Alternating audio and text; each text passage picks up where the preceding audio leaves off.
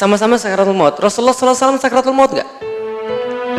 Rasulullah manusia, beliau sakaratul maut juga.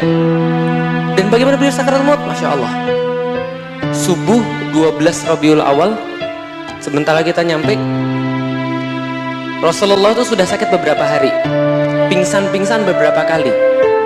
Ketika pingsan, kemudian bangun, pertanyaan beliau, ini sudah masuk waktu sholat. Sudah ya Rasulullah. Perintahkan Bilal untuk azan, perintahkan Abu Bakar jadi imam manusia. Pingsan lagi, kemudian sadar lagi, nanyanya apa? Sudah masuk waktu sholat. Sudah ya Rasulullah. Perintahkan Bilal untuk azan, perintahkan Abu Bakar jadi imam sholat. Aisyah datang, ya Rasulullah, Abu Bakar ini adalah orang yang sangat halus sekali menahatinya. Jangan suruh dia. Kalau dia nanti jadi imam sholat, dia pasti nangis sehingga dia nggak bisa membaca Al-Quran. Rasul pingsan lagi. Kemudian ketika bangun, sudah suruh Abu Bakar jadi imam sholat. Aisyah kemudian berkata, jangan Rasul, coba cari yang lain saja. Kalian ini seperti sahabat-sahabatnya Nabi Yusuf. Suruh Abu Bakar jadi imam sholat. Jadi imam sholat. Kemudian subuhnya itu Rabiul Awal, para sahabat-sahabat sholat bersama Abu Bakar. Rasulullah mengintip dari balik kemudian tirai. Setelah kemudian beliau bisa mengumpulkan kekuatan untuk berdiri dan bergerak. Andaikan ini adalah kemudian mihrab, taruhlah di sini ada Abu Bakar, rumahnya Rasul di situ, dekat sekali. Dari situ diungkapkan kemudian tirainya. Rasul melihat para sahabat tertawa. Kemudian para sahabat kemudian melihat Rasulullah SAW. Kemudian para sahabat kemudian melihat Rasul, kemudian merasa senang. Hampir sholat mereka kemudian terganggu dengan itu. Abu Bakar mundur, mempersilahkan Rasul jadi imam, kemudian Rasul kata tidak, maju. Setelah itulah datang sakaratul maut. Aisyah berkata, Rasulullah SAW meninggal pada waktu giliranku di rumahku, di pangkuanku. Dipangku oleh kemudian Aisyah, kemudian beliau kemudian keringetan semuanya, minta air. Kesini kan air. Ini panduan ya, siapa tahu nanti ada yang mau jadi jenazah ya, Masya Allah. Minta air, diambil air itu kemudian di tangan Rasul, diusapkan kepalanya oleh Aisyah. Aisyah kemudian mengusapkan kepalanya, kemudian Rasulullah agak segar, kemudian setelah diusapkan pada kepalanya Rasulullah SAW, kemudian datanglah kemudian Fatimah. Kemudian Fatimah berkata begini, wahai ayahku, kok kamu ini kelihatan susah banget, ini ada apa? Rasul berkata, ini racunnya sudah mulai masuk dalam badan saya, karena beliau meninggal itu diracun oleh Yahudi. Racunnya sudah bekerja dalam badan saya, sakit sekali. Kemudian Fatimah kemudian berkata, ya Rasulullah, ya wahai ayahku, engkau susah sekali. Dipanggil sini Fatimah, jangan nangis. Rasul pernah membisikkan sesuatu pada Fatimah. Fatimah tambah nangis menjadi-jadi. Lah kenapa? Yang dibisikkan oleh Rasulullah SAW, wahai Fatimah, tenang. Setelah ini bapakmu tidak akan lagi sengsara. Setelah ini bapakmu tidak akan lagi merasa sakit. Fatimah nangis menjadi-jadi. Kenapa? Karena hidup Rasulullah SAW tidak pernah tidak sengsara, tidak pernah tidak sengsara. Maka Fatimah mendengar, andaikan bapaknya bilang hidup ini tidak akan lagi sengsara setelah ini, berarti sudah selesai hidupnya Rasulullah. Fatimah menangis menjadi-jadi. Rasulullah sini, saya bisikkan lagi. Ketika dibisikkan, Fatimah tertawa. Lalu kemudian Aisyah bertanya, apa yang dibisikkan oleh bapakmu? Maka kemudian Fatimah menjawab, bapakku berkata, dalam bisikan yang kedua, Fatimah, sudah tidak apa-apa. Setelah ini engkau adalah keluarga saya yang pertama menyusul saya pada surganya Allah. Fatimah ketawa. Lah kenapa? Aku cepat bersatu dengan Rasulullah bapakku. 6 bulan setelah Rasul meninggal, Fatimah meninggal. Sebagaimana sabda Rasulullah SAW.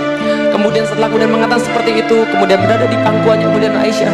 Lalu kemudian Aisyah kemudian mengambil tangan Rasulullah SAW, menaruh pada dadanya, kemudian berkata, ya Rob, hilangkan sakit pada suamiku ini. Ya Rob, hilangkan sakit pada Rasulullah. Lalu kemudian Rasul kemudian mengesampingkan tangannya Aisyah, lalu kemudian mengangkat tangannya ke atas, ila rafiqil a'la. Ya Allah, kami minta kepada tempat yang tertinggi, ya Allah, kepada kekasihku yang paling tinggi, ya Allah, kami minta tempat yang tertinggi. Maka kemudian pada saat itu kemudian tangannya turun, wafat, sakaratul maut. Rasulullah SAW juga mengalami itu. Kita semua mengalami itu. Bagaimana rasa sakaratul maut, Bapak Ibu sekalian? Masya Allah.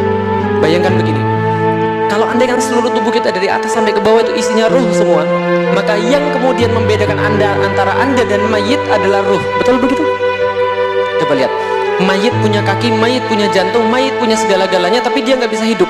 Dia jadi mayit, dia busuk. Lah kenapa kita nggak pernah busuk? Karena kita ini adalah masih punya ruh yang membuat kita tetap berjalan. Bisa difahami teman-teman sekalian? Coba bayangkan, pernah keiris tangan? Pernah keiris tangan? Tangan keiris, jatuh dagingnya, itu busuk atau tetap tumbuh lagi? Busuk. Kenapa bisa busuk? Karena rohnya hilang. Bayangkan, kalau hilangnya roh itu, hilang roh segitu aja, jatuh kemudian jadi busuk, itu sakitnya kayak tadi. Bayangkan kalau roh itu hilang dari bawah sampai ke atas. Coba bayangkan, apa yang duluan? Kaki. Lalu sampai ke naik ke paha, sampai ke tenggorokan. Ada ayatnya, ada. Kalla idza balaghatit taraqiya wa qila man raqa. Coba bayangkan baik-baik, ketika nafas itu sampai tenggorokan, lalu berkata manusia pada hari itu, siapa yang bisa menyembuhkan saya? Gak bisa. Wa dhanna annahul firaq. Dan dia tahu pada hari itu dia sudah akan kembali pada Allah, membawa amal-amal apapun yang dikumpulkan. Semua amal-amal itu kemudian terasa sudah di sini tenggorokan ini. Tadi sampai di sini selesai.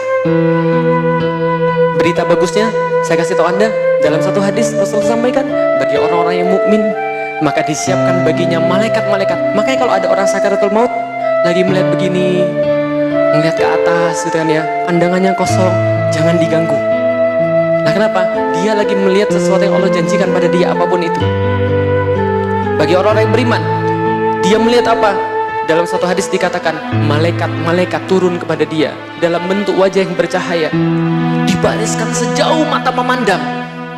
Maka Rasulullah ketika sebelum meninggal melihatnya ke arah satu ujung, kata Aisyah, melihatnya jauh sekali. Karena bagi orang-orang beriman itu disiapkan malaikat-malaikat turun sampai ujung mata memandang. Mereka membawa kain kafan, mereka membawa hanut, mereka membawa apa namanya, sebuah parfum dari surga, masya Allah. Jadi yang nggak tutup aurat sekarang itu rugi. Lah kenapa? Nanti Anda setelah mati, roh Anda keluar, roh Anda itu akan dipakaikan lagi pakaian dari kafan dari surga, bawa minyak wangi, kemudian berkata, ayo sini, sudah.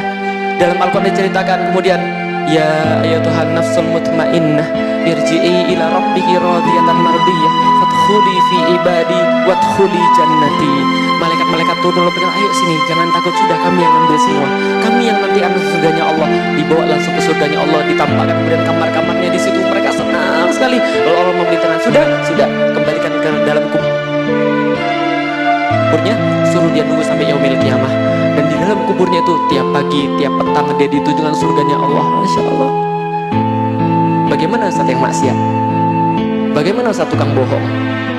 Bagaimana saat orang-orang yang kemudian menzalimi manusia, tidak sayang pada mereka, yang memfitnah manusia, yang menuduh manusia, yang menyulitkan manusia? Gimana mereka ya Allah? Bagaimana mereka Ustaz? Rasul berkata, adapun orang-orang yang kayak begitu dibariskan malaikat-malaikat bermuka kasar, hitam. Mereka kemudian tidak punya rasa kasihan, dibariskan sampai ujung mata memandang, dan ditarik kemudian nyawanya itu, ditarik menerusnya dengan tarikan yang sangat keras. Mau pilih mana Bapak Ibu sekalian? Yang pertama atau yang kedua?